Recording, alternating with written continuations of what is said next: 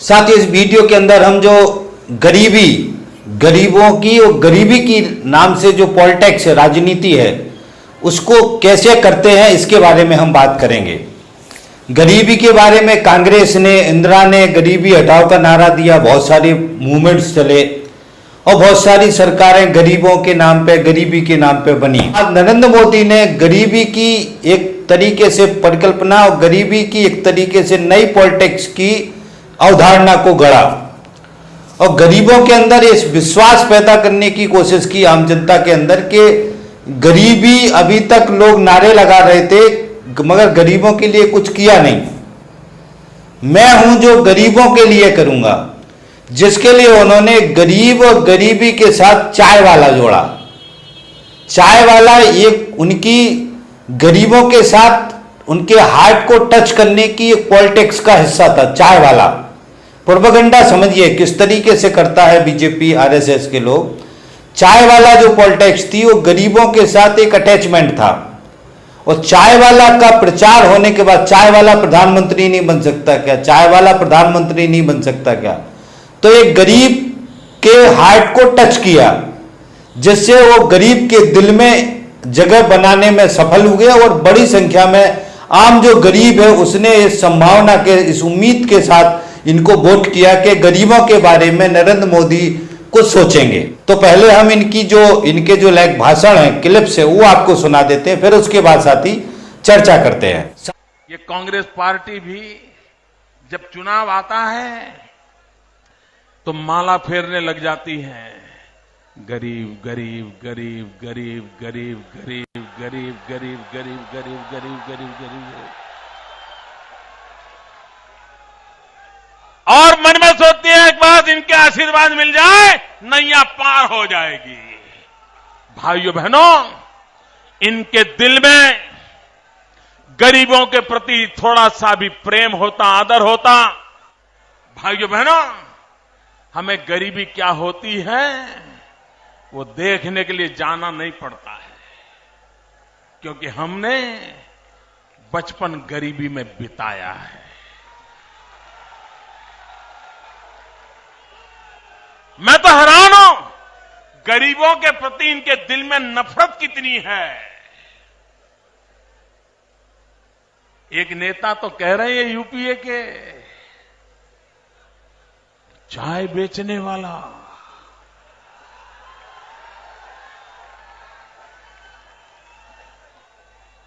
भैया बहनों मुझे बताइए, चाय बेच करके, मेहनत करके गुजारा करना गुनाह है क्या? पाप है क्या? ईमानदारी से मेहनत करके खड़े होना ये कलंक है क्या? मैं हैरान हूं, ये गरीबों की बात करने वाले लोग खुलेआम बोल रहे हैं कि चाय बेचने वाला प्रधानमंत्री बन सकता है क्या?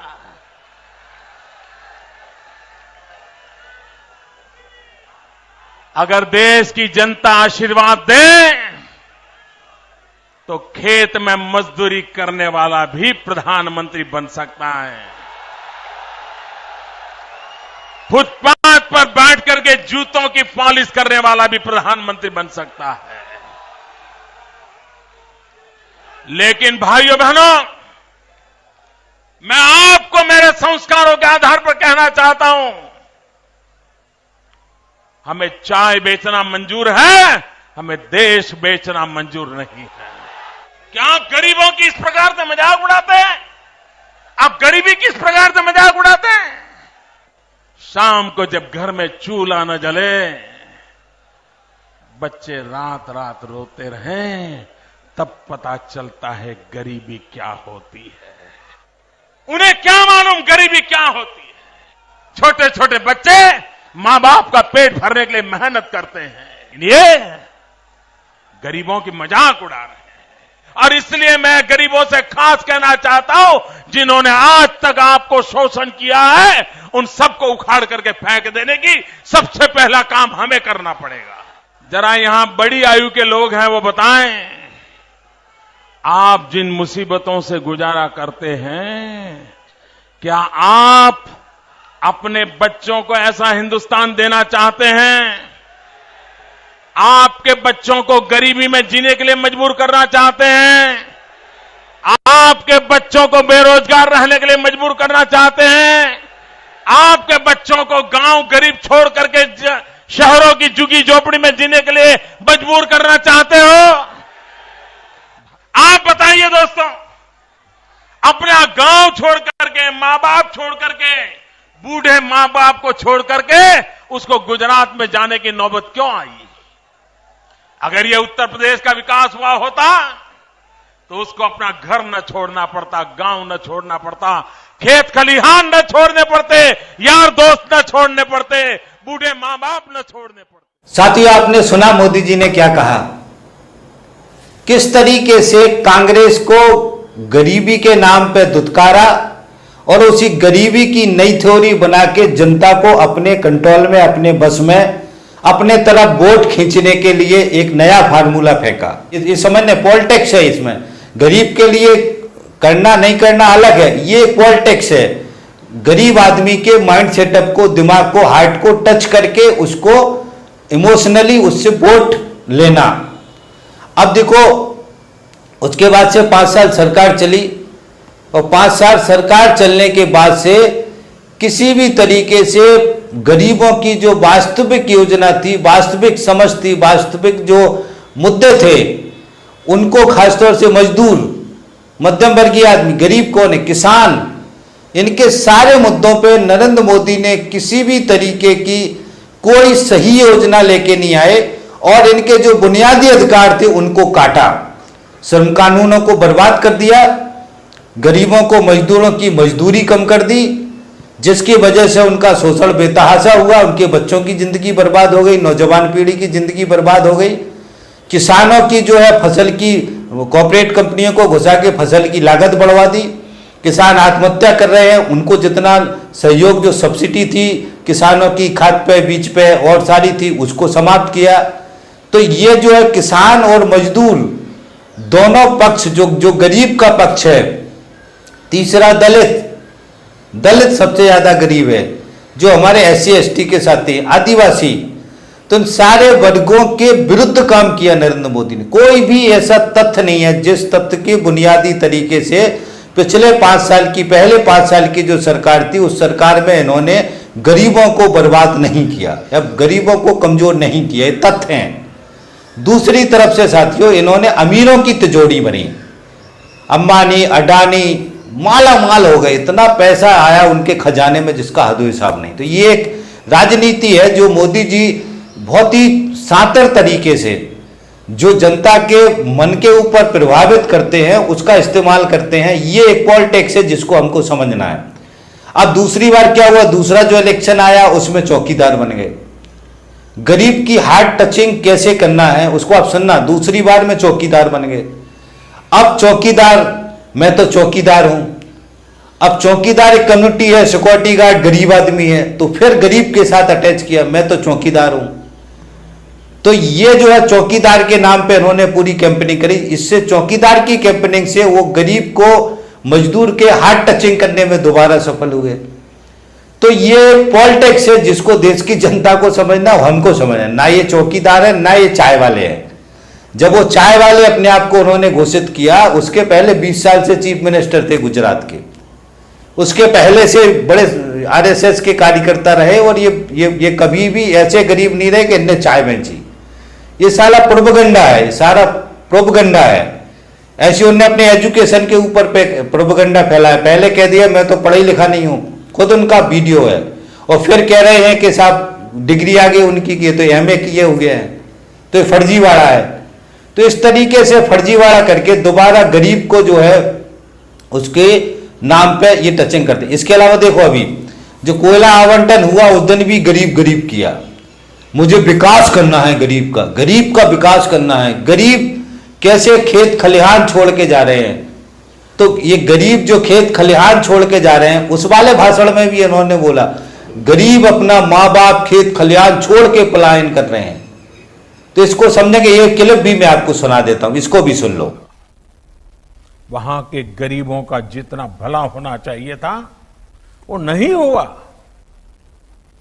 यहां से बड़ी संख्या में हमारे साथी दूर दूर अपने बूढ़े मां बाप को छोड़ करके, अपने खेत खलिहान को छोड़ करके, अपने यार दोस्तों को छोड़ करके बड़े शहरों में रोजगार के लिए, एम्प्लॉयमेंट के लिए माइग्रेशन करते हैं। मुझे इन क्षेत्रों का विकास करना है, हमें वहां के गरीबों का भला करना है।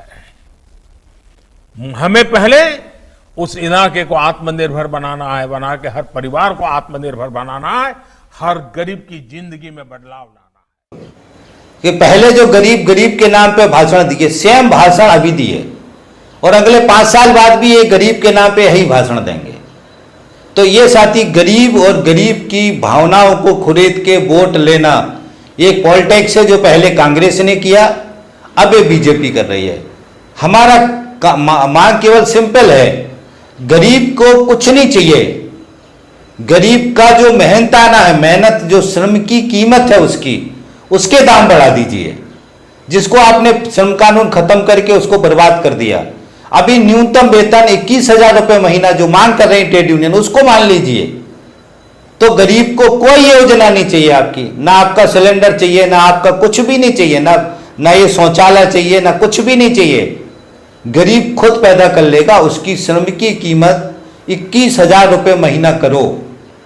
किसान के लिए केवल एक ही काम कर दो कि किसान की जो फसल की जो लागत है उसका 50 गुना, स्वामीनाथन आयोग की जो रिपोर्ट है उसके आधार पर न्यूनतम समर्थन मूल्य सारे जिन्स का बनाओ और बनाने के बाद से उस न्यूनतम समर्थन मूल्य पे खरीदी हो और खरीदे होने के बाद किसान को तुरंत भुगतान हो।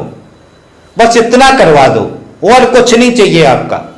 और एक बार सारे कर्जे माफ कर दो, एक बार खत्म करो ये गंदगी, उसके बाद से फिर कुछ नहीं चाहिए किसान को। तो जो बुनियादी सवाल है इसके बारे में इन्होंने कुछ नहीं किया। बजट के बारे में अगर मैं आपको समझाऊं तो इन्होंने पिछले 5 साल में 25 लाख करोड़ का एनपीए हुआ, 25 लाख करोड़ का, और अभी 20 लाख करोड़ का पैकेज दिया। हर बजट में लगभग 5 लाख करोड़ का टैक्स में पूंजीपतियों को छूट दी। तो 6 साल बोलूं तो 30 लाख करोड़, 25 लाख करोड़ कितने हो गए? 20 लाख करोड़।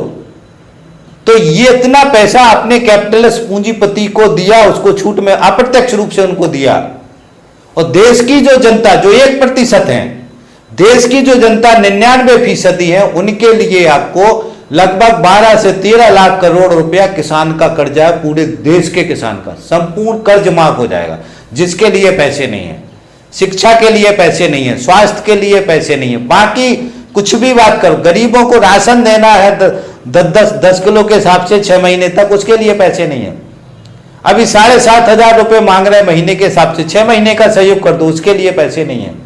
तो इस पॉलिटिक्स को समझना, इस नरेंद्र मोदी की सरकार खुले रूप से पूंजीपतियों की, कॉर्पोरेट्स की सरकार है। ये सब ढोंग कर रहे, ड्रामा कर रहे।